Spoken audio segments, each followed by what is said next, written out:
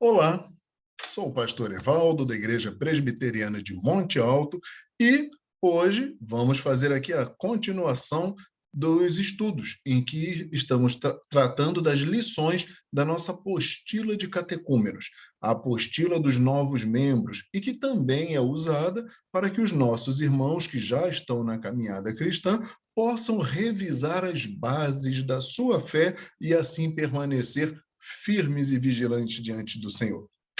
Vamos orar? Pai, nós te bendizemos, te agradecemos.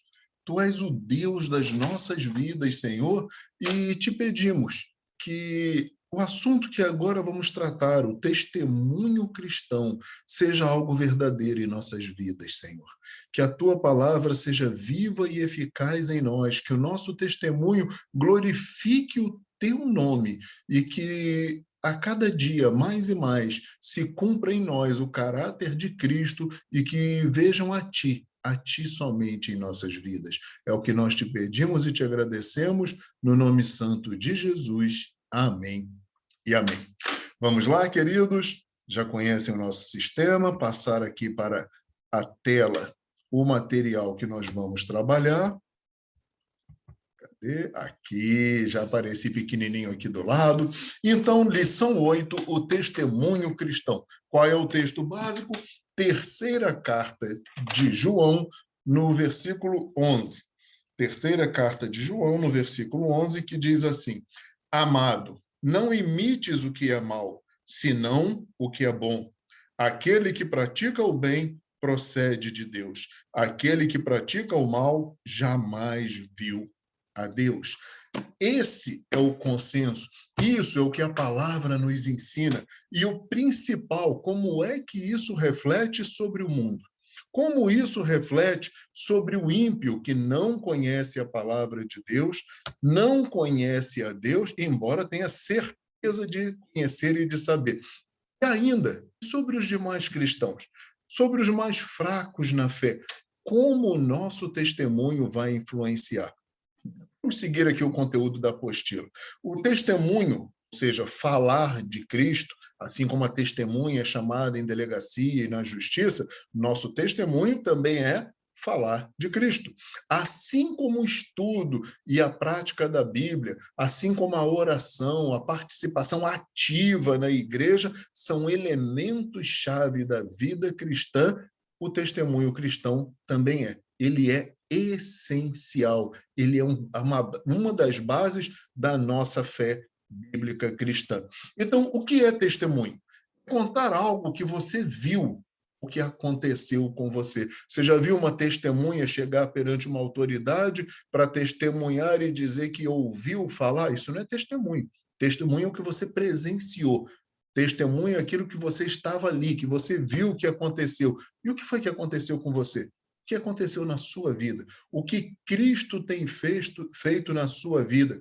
O que a operação do Espírito Santo tem realizado em você? Aquele coração de pedra foi retirado? O Senhor tem te conduzido espiritualmente, mudando o seu caráter, mudando a sua conduta, mudando os seus pensamentos? Dê testemunho de Cristo. Testemunho também é comunicar o evangelho, é dizer o que aconteceu com você após o seu contato com Cristo Jesus, o que Jesus tem operado na sua vida.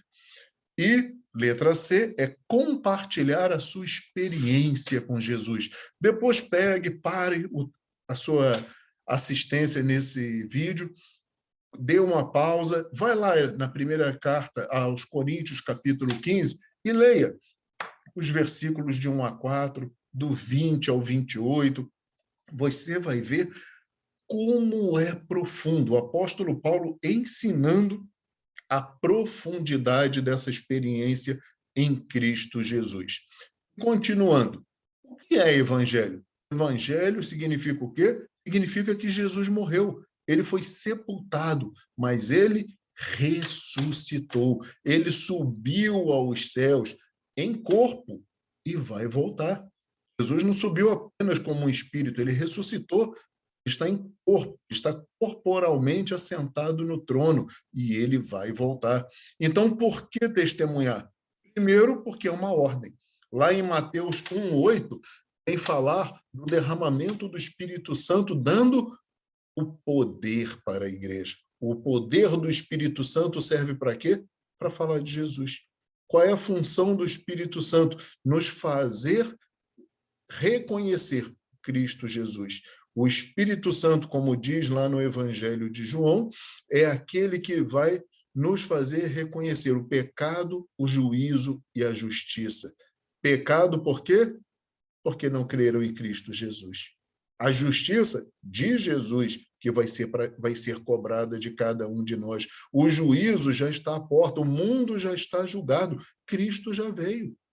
Na volta dele vai ser apenas o cumprimento da sentença. Testemunhar é uma ordem.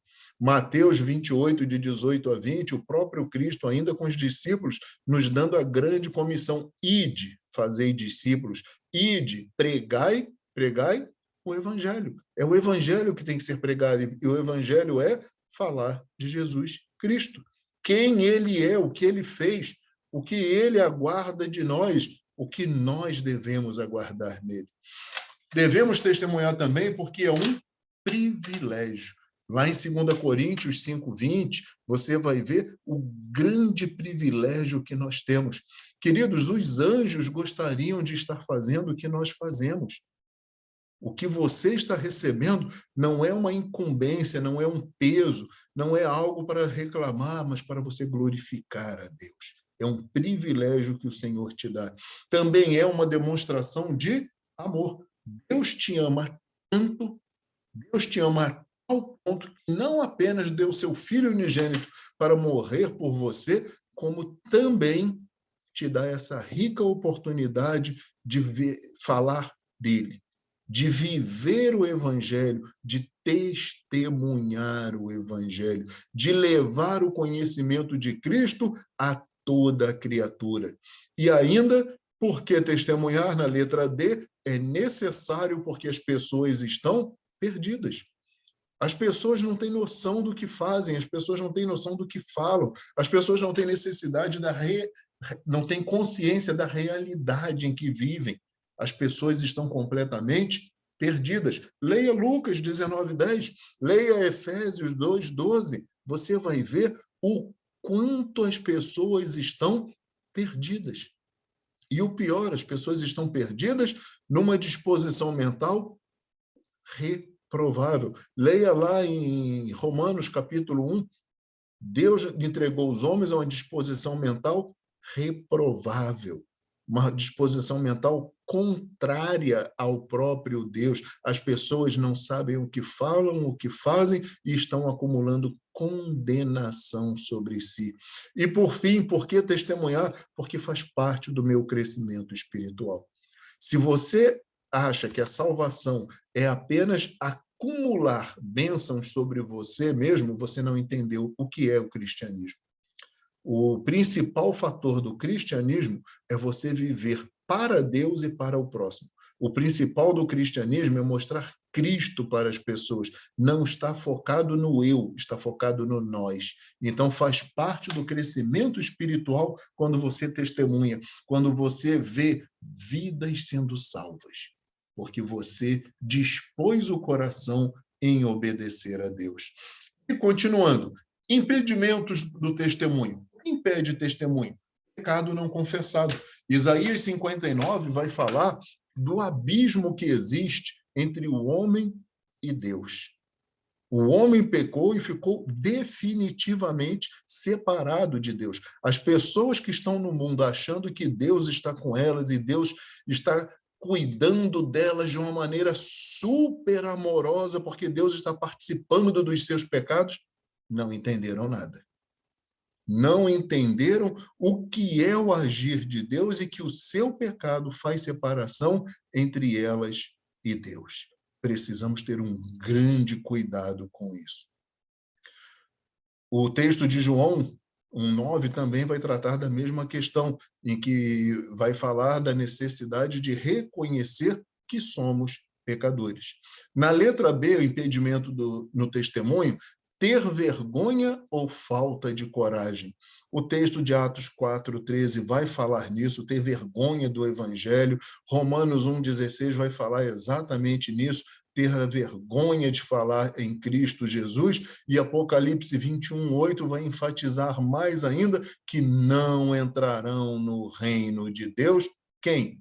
Os covardes, os que não têm coragem de falar em Cristo Jesus. Abre a tua boca, confesse-o como Deus da sua vida e proclame isso para tudo e para todos. Testemunhe de Jesus.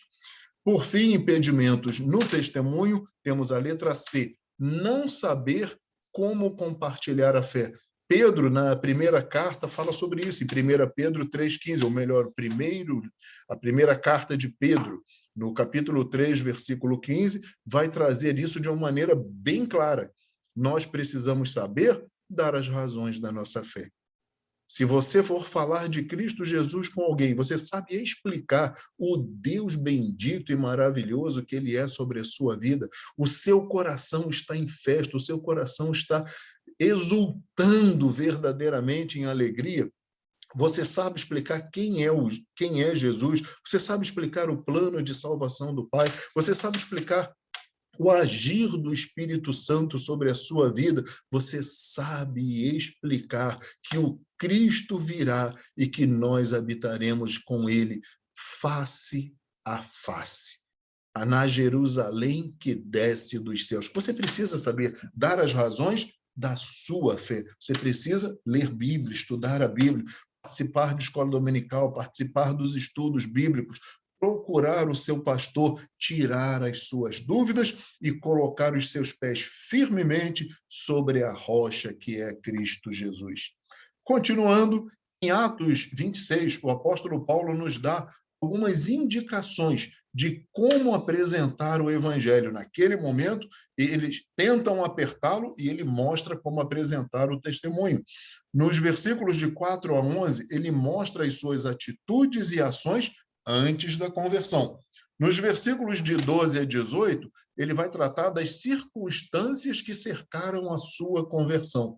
E nos versículos de 19 a 23, ele apresenta as mudanças que aconteceram na sua vida depois de receber a Cristo. Perceberam a didática de Paulo? A forma como o Espírito Santo o capacitou e o conduziu a falar de uma maneira clara, separando todo o seu testemunho. Quem ele era antes, como foi a sua conversão e tudo que veio depois, as mudanças que o Senhor realizou. Então, nesse momento, faça o exercício que está proposto na sua apostila, que você recebeu na igreja, ou se você ainda não foi, procure o pastor na igreja, me procure, você vai ter a sua apostila. Escreva nesse exercício o seu testemunho de conversão.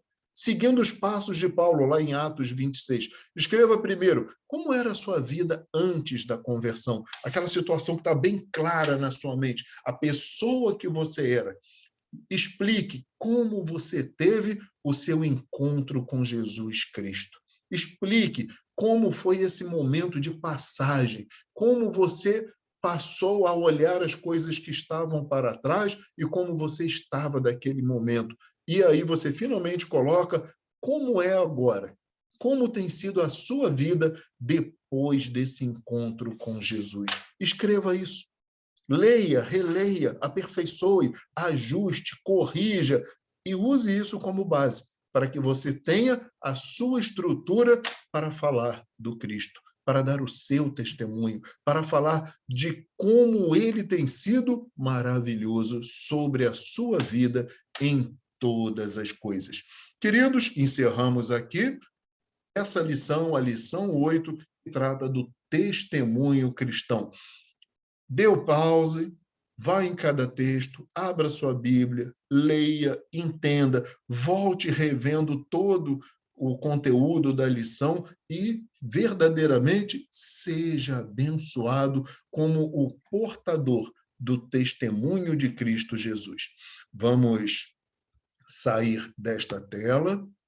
Voltamos para a tela normal e, mais uma vez, rogando as bênçãos de Deus sobre você, sobre a sua família. Em breve nos vemos na próxima lição da nossa apostila. Que o Senhor resplandeça sobre cada um dos seus, em nome de Jesus. Amém e amém.